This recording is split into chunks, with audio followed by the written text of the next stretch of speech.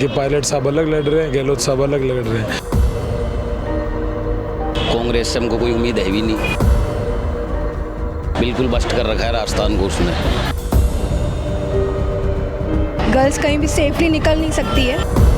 मैं totally fail मानती हूँ राजस्थान सरकार को। हम तो चाहते ही नहीं है कांग्रेस गवर्नमेंट बने।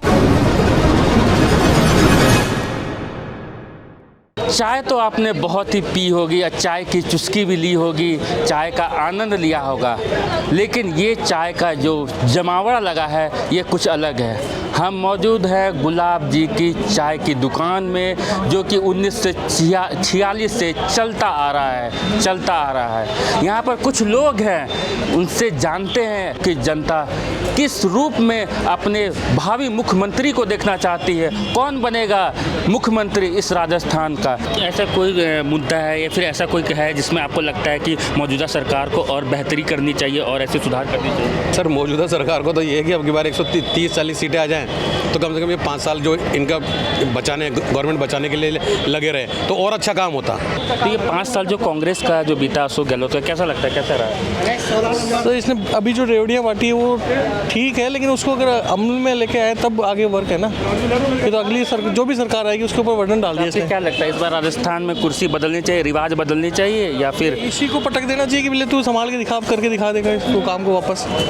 ये काम करके दिखा जो इसने करा है ना, 52 जिले करे हैं, उन 52 जिलों पे सब में पुलिस भी चाहिए, सब कुछ चाहिए, तो इसी को बोलो कि ले तू करके दिखा एक बार, ये अपने आप करके देगा। आप ये बताएं कि मौजूदा हालात में जो अभी कांग्रेस की सरकार है कैसे काम कर रही है, और आपको क्या लग रहा है कि इस बार सरकार किसकी बनेगी? देखिए, इस बार तो कांटे की टक्कर है। दोनों पार्टियों ने अच्छे अच्छे दिग्गज उतारे हैं। लास्ट में रेवड़ियाँ बहुत बांटी है सरकार ने, उससे फ़ायदा है कांग्रेस को। बाकी रेवड़िया से लोगों का फ़ायदा हुआ है, पार्टियों का फ़ायदा हुआ है, लोगों का फ़ायदा हुआ है? जनता का फ़ायदा तो आज तक कोई नहीं करा ना। करे होते ये तो क्या, दोनों एक दूसरे की खींचतान टांग खींचने में लगे रहते हैं। बाकी फ़ायदा फ़ायदा कुछ नहीं होता है, सब करते रहते हैं। बाकी पार्टियों का ये है, इस बार बीजेपी का ज़्यादा चांस है, बीजेपी आएगी। बाकी देखो किसकी सरकार बनेगी भाई साहब का? सर, बीजेपी की सरकार बनाएंगे सर हम। क्यों बनेगी बीजेपी की सरकार? सर, हमारे हिंदू धर्म के लिए बिल्कुल एक्टिव है वो, और कांग्रेस से हमको कोई उम्मीद है भी नहीं, बिल्कुल बस्ट कर रखा है राजस्थान को उसने। क्राइम में देख लो, सबसे फर्स्ट नंबर पे आ रहा है क्राइम में राजस्थान। तो हम तो चाहते ही नहीं है कांग्रेस गवर्नमेंट बने। काम ही नहीं करते सर ये लोग, किसी की सुनते ही नहीं, जनता को बेवकूफ़ बना रहे हैं बस, और कुछ नहीं। 5 साल मतलब ये खुद का नहीं बना पाए तो ये क्या बनाएंगे ये लोगों का? कुछ कर ही नहीं पा रहे ये लोग। क्राइम इतना बढ़ा दिया इन्होंने, हर चीज़ में देख लो, अब हर चीज़ में बस्ट फैला रखा है इन्होंने, कोई मतलब ही नहीं इनका। क्या लगता है इस बार सरकार किधर जाएगी, कि कुर्सी किस पक्ष में जाएगी? सर, कुर्सी तो बीजेपी के पक्ष में ही जाएगी, क्योंकि वो सनातन का एक तरीके से गढ़ माना जा रहा है, सनातन का बहुत प्रचार है, तो बीजेपी के ही चांस है। बिल्कुल। बताइए कि बीते 5 साल में हिंदू मंदिरों पर भी हमला किया, रैलियों पर हमला किया, हिंदू मंदिरों को तोड़ा गया।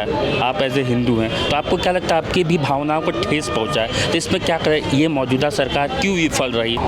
जब हिंदुओं को वो अपना दिलासा देती है कि हम तुम्हारे साथ हर चीज़ में, वो खुद भगवा चोला पहन के खड़े रहते हैं, तो सर हिंदू तो वाकई उसमें जाएगा सर। तो कॉन्सेप्ट ही वो हो गया एक तरीके से, ये हिंदू पार्टी वो मुसलमान पार्टी, ये वाली बात सीन हो गया। तो मतलब बीजेपी को आप हिंदू हित ऐसी मानते हैं? बिल्कुल मानता हूँ। मैम, आपको क्या लगता है इस मौजूदा हालात में महिलाओं के लिए कितना बेहतरीन काम हुआ है और होना चाहिए?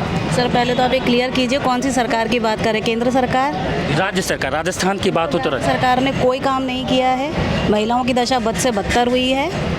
केंद्र सरकार की हम बात करें तो उनकी तरफ से कदम ज़रूर उठाए गए हैं, किंतु राज्य सरकार अलग है, केंद्र सरकार अलग है, तो दोनों में सामंजस्य नहीं होने की वजह से कोई विशेष कदम नहीं उठाया गया।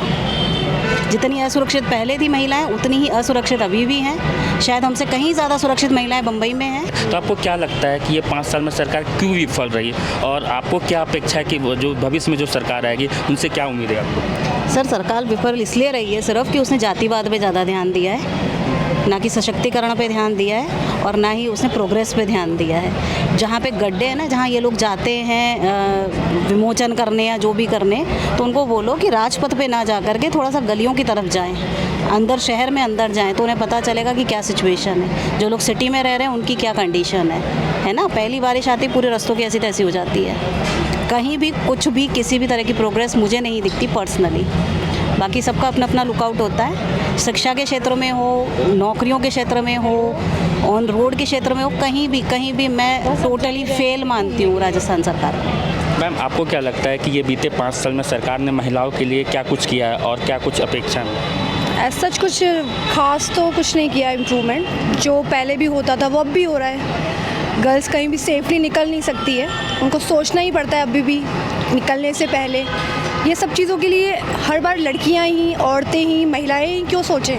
तो ऐसा सच इस फील्ड में तो कुछ ऐसा सरकार ने, चाहे वो बीजेपी के हो चाहे वो कांग्रेसी हो, ऐसा सच मुझे लगता नहीं कुछ इम्प्रूवमेंट है।